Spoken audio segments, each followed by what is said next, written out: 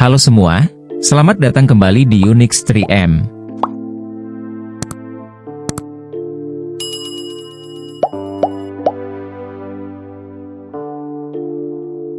Libya merupakan sebuah negara yang terletak di wilayah Maghrib Afrika Utara, yang pernah mengalami periode kemakmuran, yang membawanya menuju pencapaian yang mengagumkan.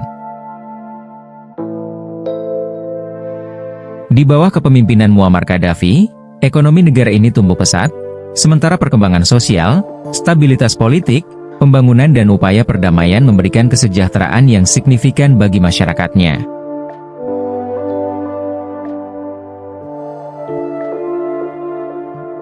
Namun demikian, setelah tewasnya Muammar Gaddafi yang menandai akhir masa pemerintahannya, Libya justru dilanda krisis mendalam. Negara ini mengalami konflik bersenjata, ketidakstabilan sosial, rivalitas politik yang tidak sehat, kemunduran ekonomi, dan krisis kemanusiaan yang merajalela.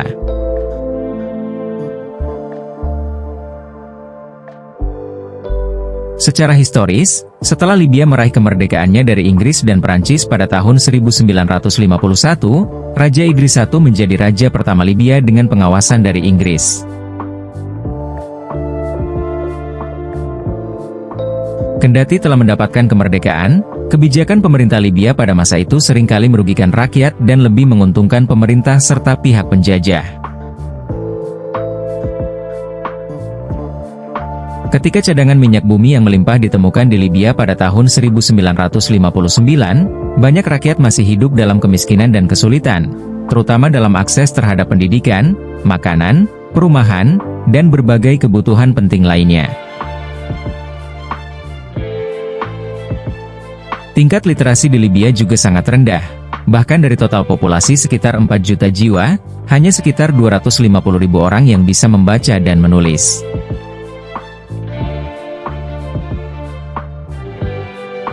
Ini berarti sekitar 93% rakyat Libya tidak memiliki kemampuan membaca dan menulis.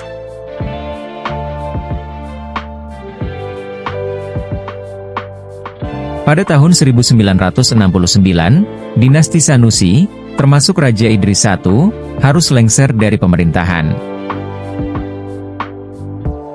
Mereka digulingkan oleh kelompok kolonel Muammar Gaddafi, yang menginginkan perubahan dalam kehidupan rakyat Libya. Saat Gaddafi mengambil alih kekuasaan, ia menjadikan minyak sebagai sumber penghasilan utama negara.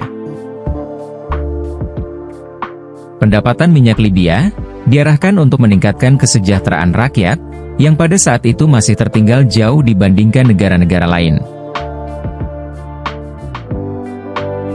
Salah satu kebijakan kunci yang diterapkan Gaddafi adalah nasionalisasi perusahaan-perusahaan minyak bumi, dan pembentukan perusahaan minyak nasional. Langkah ini membentuk sistem ekonomi yang dianggap lebih baik daripada sistem ekonomi sebelumnya, yang berbasis kapitalis. Dalam sektor pendidikan, Gaddafi menggratiskan pendidikan dasar dan menengah di seluruh Libya. Ia juga membangun banyak sekolah serta universitas baru. Dampaknya, tingkat melek huruf di Libya mengalami peningkatan signifikan, di mana pada tahun 1969, tingkat melek huruf hanya 7%, namun pada tahun 2011, angka ini meningkat menjadi 90%.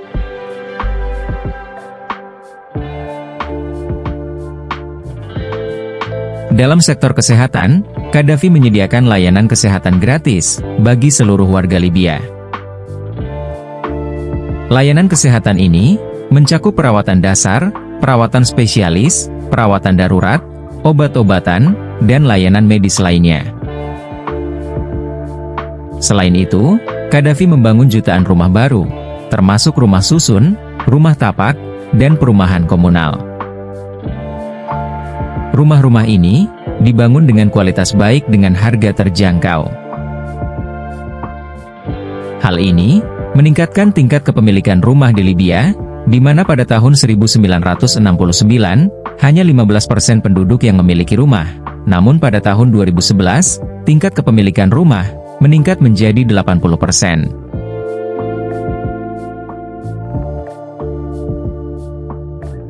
Selain itu, rata-rata pendapatan individu di Libya juga mengalami kenaikan signifikan.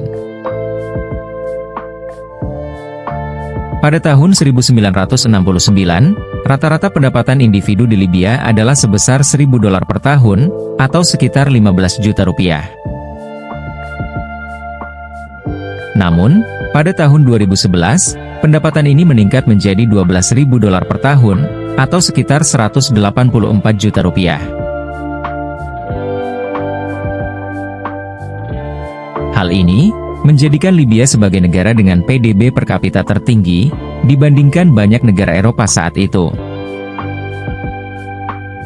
Semua pencapaian ini terangkum dalam survei Indeks Pembangunan Manusia pada tahun 2011 yang dilakukan oleh PBB, yang menyatakan bahwa Libya merupakan negara dengan perkembangan paling progresif di Afrika.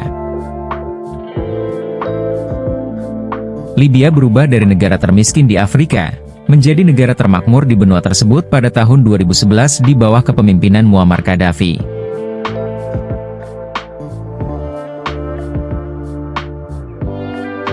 Kendati demikian, Gaddafi dengan segala prestasinya, ternyata tidak disukai oleh para pemimpin Barat, termasuk aliansi NATO yang terdiri dari Amerika Serikat, Inggris, Prancis, dan negara sekutu NATO lainnya.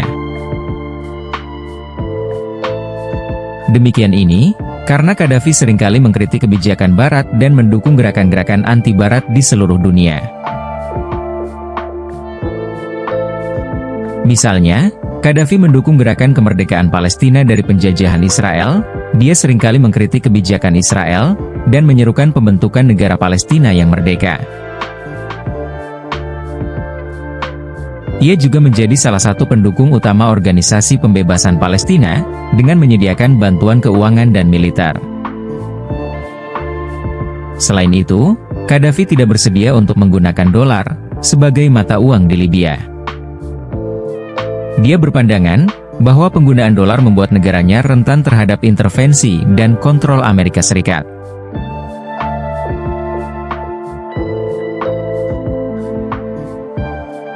Pada tahun 1971, Gaddafi memperkenalkan dinar Libya sebagai mata uang resmi negaranya. Gaddafi juga mendirikan Bank Sentral Libya yang bertanggung jawab mencetak serta mendistribusikan dinar, serta mendorong negara-negara Afrika lainnya untuk menggunakan mata uang mereka sendiri. Muammar Gaddafi, dengan semua sikap dan tindakan anti-Baratnya yang konsisten, membuatnya mendapat julukan dan framing negatif dari dunia Barat. Dia dijuluki sebagai singa gurun, karena dominasinya dalam politik Libya. Gaddafi juga dijuluki sebagai pemimpin diktator kejam, yang memerintah dengan tangan besi. Posisinya yang sangat anti-Barat, juga menyebabkan dirinya dicap sebagai seorang teroris.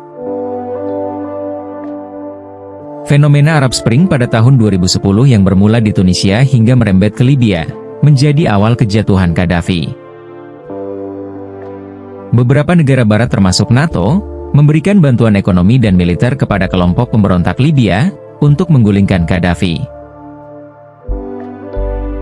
Maret hingga Oktober 2011 adalah saksi bisu, terkait pemboman yang dilakukan oleh NATO dan kelompok pemberontak, untuk menjatuhkan Gaddafi, yang akhirnya terbunuh pada tahun 2012.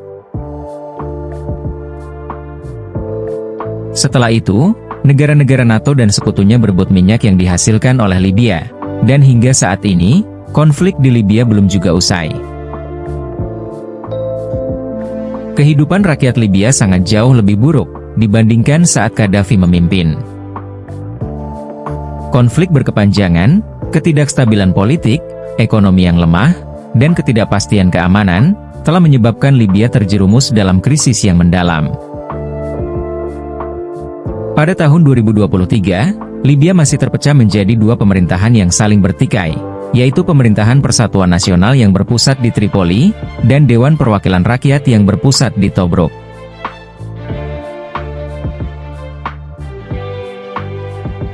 Terima kasih telah menonton. Jangan lupa like, komen, dan subscribe agar tidak ketinggalan video menarik lainnya dari Unix 3M. Sampai jumpa di video selanjutnya.